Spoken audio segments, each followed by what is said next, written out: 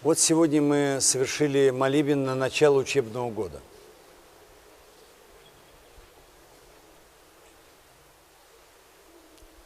И мы прикасаемся сегодня к великой тайне.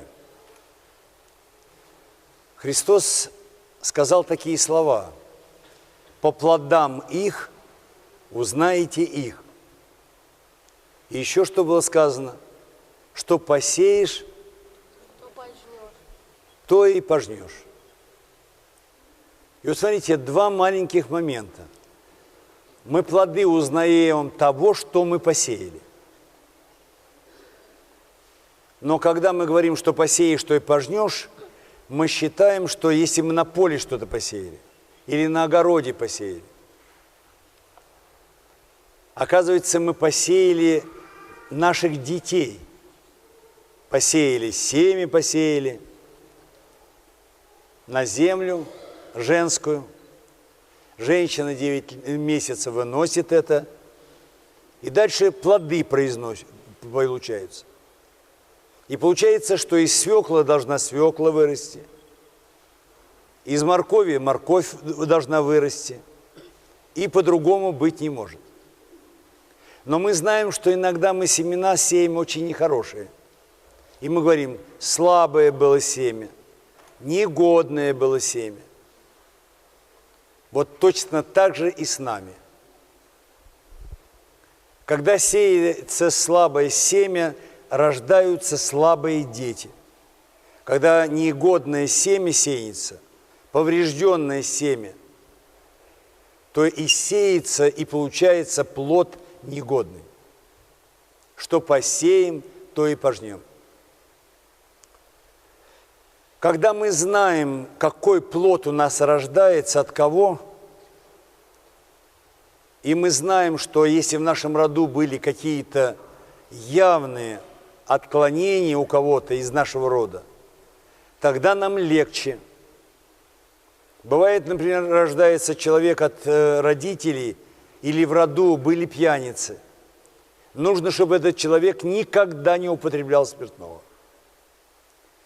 Были блудники в роду. Надо, чтобы этот человек никогда к этой теме не прикасался. И знал, что эта тема его будет все время подстерегать. Но еще есть очень важный момент следующий. Мы к ребенку, который родился, должны относиться как ко взрослому человеку. Как ко взрослому человеку. И когда они самые маленькие у нас, вот только родился ребенок, с ним нужно разговаривать, как со взрослым человеком. Никаких сюсюканий. Потому что, когда он вырастет, тогда уже будет поздно его воспитывать. Сегодня многие взрослые люди вступают в брак, они совершенно не готовы к брачной жизни. Они ничего не умеют делать, я имею в виду в первую очередь женщин. Не умеют ничего, не готовить пищу. Я когда прихожу в гости, я смотрю, как стирают стол. Стирают стол. И вижу, вот смахнули со стола. Даже не умеют смахнуть со стола правильно. Этому не научили. Поэтому система образования и вообще понятие образования означает обучение и воспитание. Что такое воспитание? Нужно воспитать тому и в том, чему мы учим. Где придется человеку жить всю жизнь? В своем доме. И вот в доме каждый из нас должен быть хозяином. Он должен быть господином. Все, что есть в доме, мы должны все уметь. Мы должны уметь готовить пищу. Мы должны за собой убирать, застилать постельку. Мы должны обязательно мыть посуду. Мы должны правильно кушать пищу. Мы должны есть ту пищу, которая полезна для нашего организма. Это очень важный момент. Поэтому всему, о чем мы сейчас с вами говорим, нужно все это детях поставить. Называется, в музыке есть понятие поставить голос, поставить пальцы, поставить руку, поставить слух. Вот точно так же нужно в детях, маленьких детях, поставить 8 качеств. Первое качество нужно поставить внимание. В слове внимание ман, по-немецки ман – человек. Вот если человек не обладает вниманием, все, с таким человеком трудно общаться. Нужно поставить внимание. Как это нужно сделать? Нужно все время беседовать с детьми. Так, а куда ты положил вот это? Ага, потому что он невнимательный, он бросил куда-то и ушел, забыл. Так, смотри, ты сейчас свои ботиночки снял и бросил. Где они должны стоять? Они должны вот здесь быть. Все должно быть на своем месте. Должно быть внимание. И внимание нужно поставить самое главное. Если вы даже посмотрите на свою жизнь, вы заметите, что внимание у нас не поставлено. Поэтому, когда дети пошли в школу особенно, они приходят из школы, вы должны спросить, как была одета учительница, что сегодня вам давали в школе, что ты видел по дороге, когда шел. Все время с детьми нужно беседовать. Тогда у них будет внимание, они будут знать, сейчас отец или мать, или бабушка, дедушка спросят. Нужно обязательно ответить будет, значит, нужно обратить на это внимание. Второе, что нужно поставить. Нужно поставить в память. Нужно много, чтобы дети запоминали. Учили стихи, и не обязательно в рифму, которые не обязательно. Есть стихи во многих народах, которые не в рифму, белый стих называется. Не обязательно. Вот, например, такой стиль танго есть в Японии, он совсем не в рифму. Но это тоже стихи. Смотрите, застыли палочки в руке, и вдруг подумал я с испугом, о неужели порядком заведенном в мире я тоже исподволь привык. Это тоже стихи. Поэтому нужно, чтобы память была. Я все время беседую с детьми, начинаю с детьми разговаривать. Так, что ты помнишь, в каком ты классе учишься? Я учусь в 3 классе. Что ты помнишь из 2 класса? Ничего. Какие были предметы в 1 классе? Не помню. В 5 классе спрашиваю, какие были предметы в 4 классе? Не помню. Какой смысл ходить в школу? Какой смысл? Следующее, что нужно поставить. Нужно поставить речь. Сегодня дети не умеют говорить. Они не умеют выражать мысли. Это очень важный момент, поставить речь. Нужно говорить медленно, спокойно, и нужно смотреть, те, с кем ты разговариваешь, слышат тебя или нет. Если ты чувствуешь, не слышат, помедленнее говорить. Это очень важно. В институте физкультуры профессор читал лекцию. В институте физкультуры. И вот он читает, и вдруг ему говорят, из аудитории говорят, профессор, можно помедленней? Он говорит, вы кто? Мы борцы. Он стал помедленнее читать. Через некоторое время ему говорят, профессор, можно по слогам? А вы кто? Мы боксеры. По слогам. Медленно нужно. Поэтому очень важно речь свою. Нужна такая должна быть речь, чтобы было понятно тем, кому мы отвечаем и с кем мы говорим. Сегодня дети говорить не умеют. Нужно им сказать, повтори еще раз, что ты сказал. Беседовать с ними нужно. Следующее, что нужно поставить – рассуждение. Что такое рассуждение? Отличие от одного от другого. Задают тысячам детей, тысячам студентам вопрос, чем пруд отличается от озера? Никто не знает. Никто не знает. Говорят все, пруд меньше, чем озеро. Чем пруд отличается от озера. человеке... Во, гений стоит на первой парте, это гений. Это гений. Вот единственный, который сказал правильно. Поэтому рассуждение очень. Чем сосна отличается от дуба? Чем река отличается от пруда? Чем пруд отличается от озера? Это очень важный момент. Чем ложка отличается от вилки? Дети будут рассуждать. Тогда они начнут рассуждать. Спрашиваю, чем щи отличаются от борща? Цветом. У нас здесь стоят люди с Украины, они скажут вам, что такое борщ. Это совсем не щи. Поэтому это очень важный момент рассуждения. Чем зима отличается от лета? Чем весна отличается от осени? С детьми не беседуем на эти темы. Вообще не беседуем. То же самое относится к одежде, то же самое относится к обуви. Сезонная обувь какая-то. С детьми надо беседовать.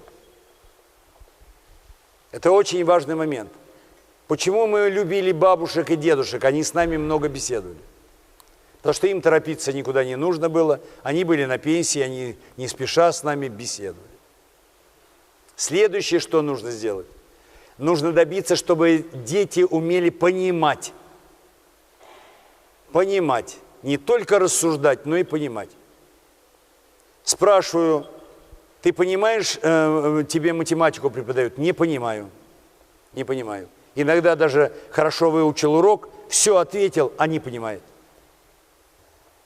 Не понимает. Понимание сегодня отсутствует у большинства людей, даже у взрослых. Оно отсутствует вообще, понимание.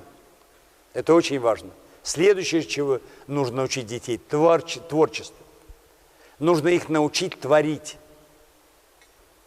И вот здесь вступают в силу таланты. Есть дары, то, что Бог нам дал даром, дал нам. Премудрость, разум, совет, крепость, ведение – это дары Бога. А есть таланты.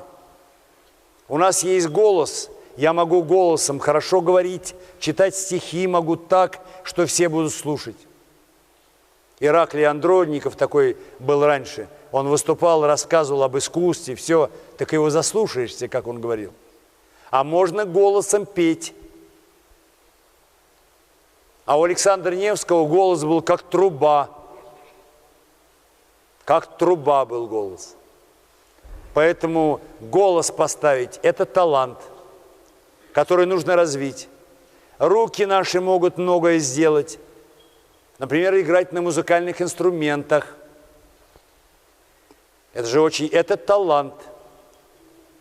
И если мы поставим слух, руки поставим, голос поставим, если мы поставим внимание, если мы поставим память, если мы поставим рассуждение, представьте себе, какой интересный человек будет перед нами.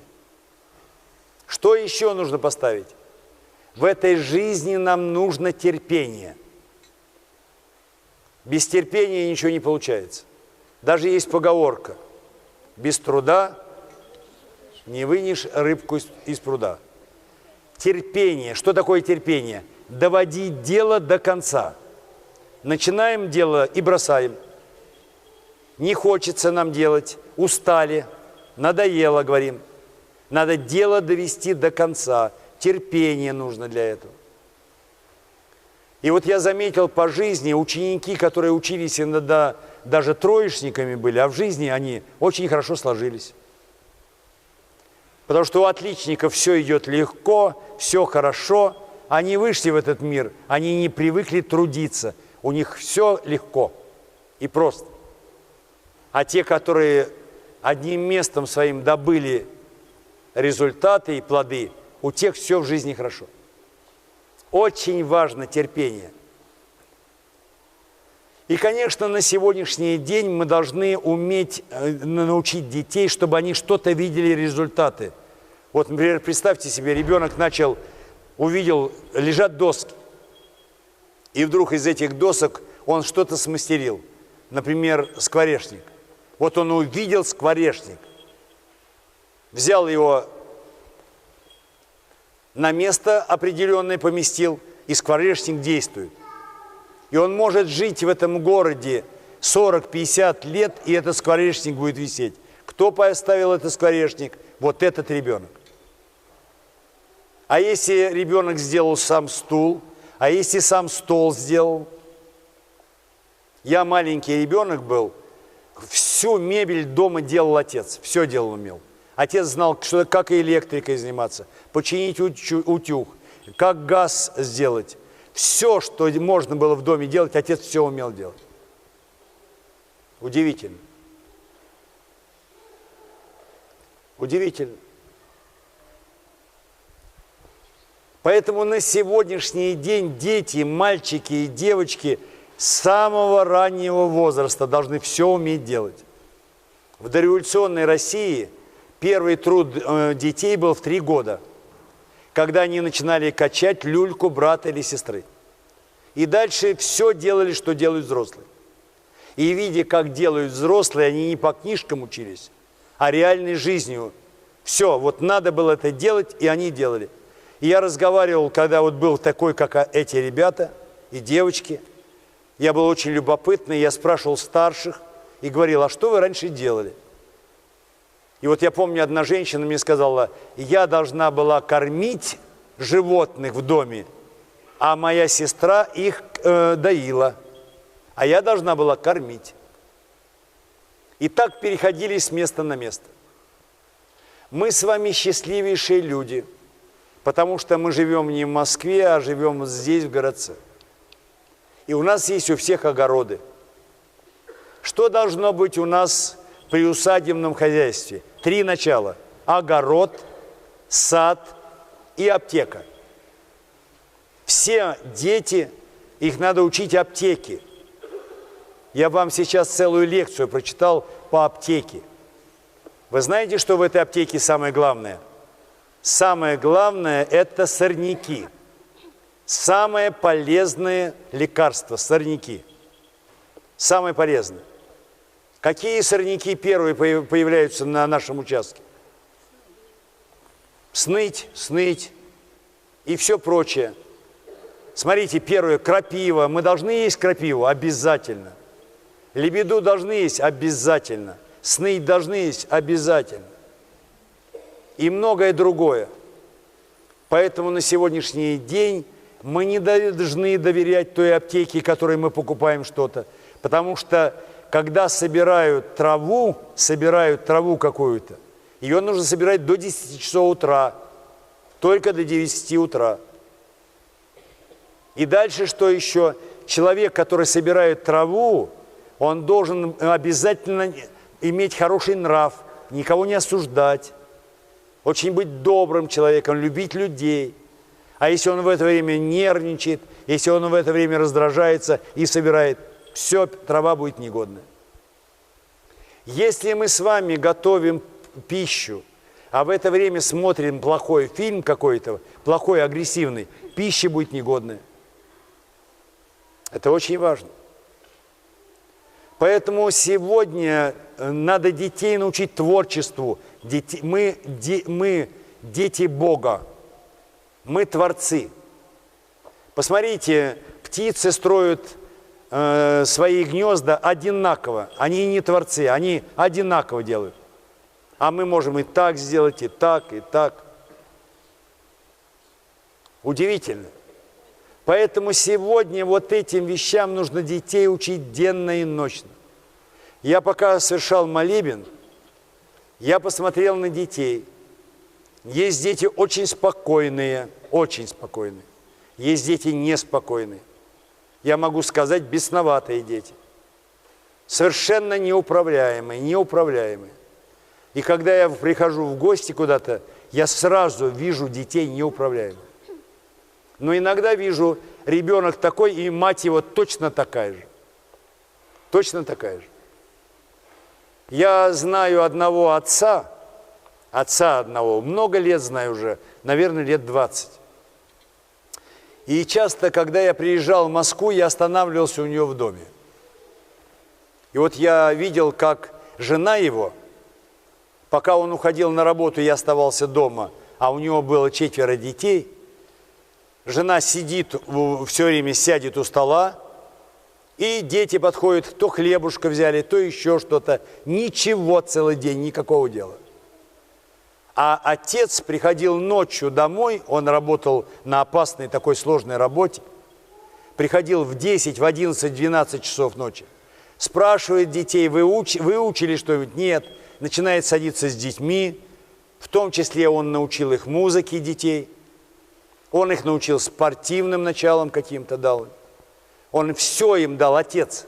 Удивительно. А мать, не работая целыми днями, ничего детям не могла дать. Почему она не могла дать? Потому что она сама ничего не умеет.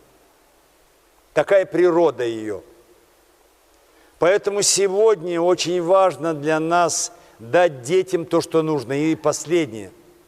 Нужно детей научить служить другим людям. Это называется любовь. Если я живу только для себя, я эгоист. И если эгоист вступит в брак, тогда тяжело будет второй половине. Надо научить детей служить другим людям. Все, что делают вот они, например, для родителей. Я помню, что такое для нас было 8 марта. Я целый год копил копеечки, когда мать мне давала и отец давали деньги, чтобы я сходил в кино, а я откладывал, или давали деньги на мороженое, я откладывал, чтобы 8 марта своей матери купить подарок.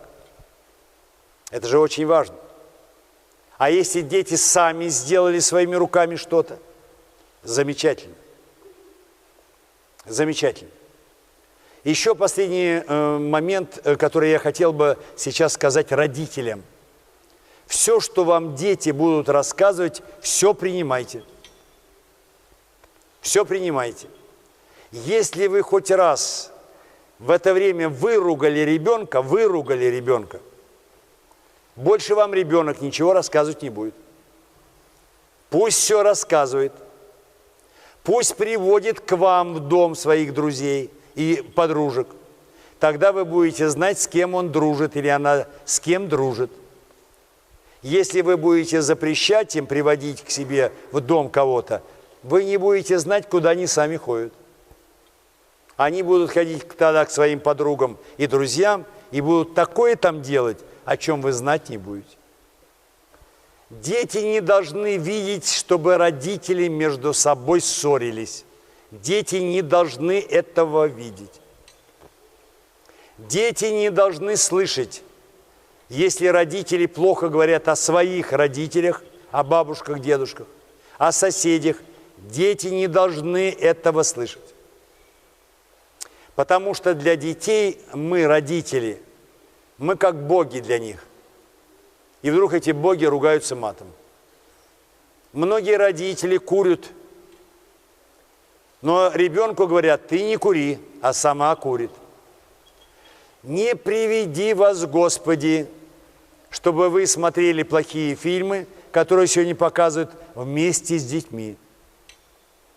Вообще идеальный вариант. У меня один близкий мой знакомый есть, у которого 3 детей, который специально записал фильмы детям своим. И вот сейчас уже девочка Катя, его взрослая дочь, уже окончила Московский государственный университет.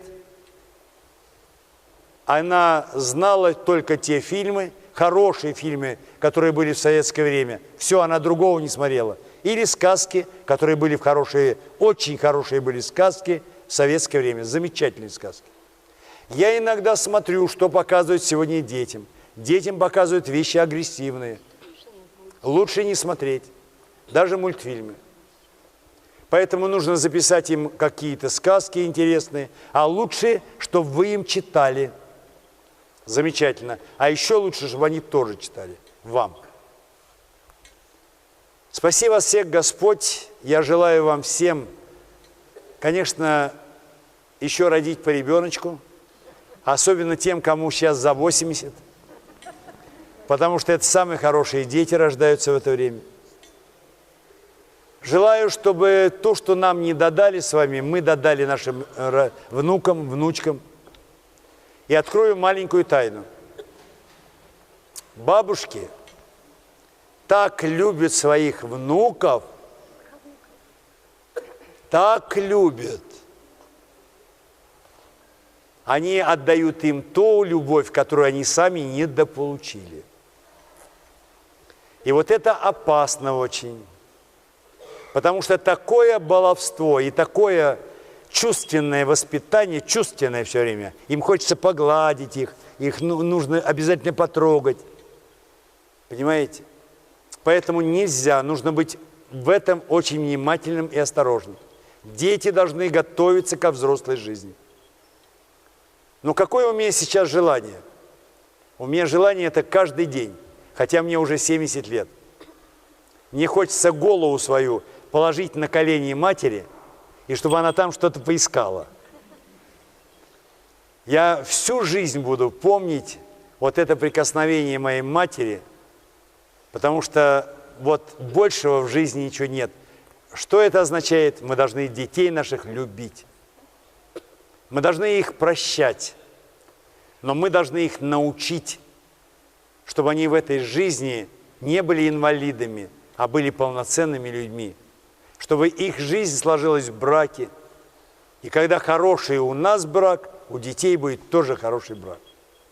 Поэтому я желаю, чтобы вы очень любили своих родителей, и тогда ваши дети, видя, что вы любите своих родителей, будут также к вам относиться. Это означает, что посеем, то и пожнем. Спаси вас всех, Господь.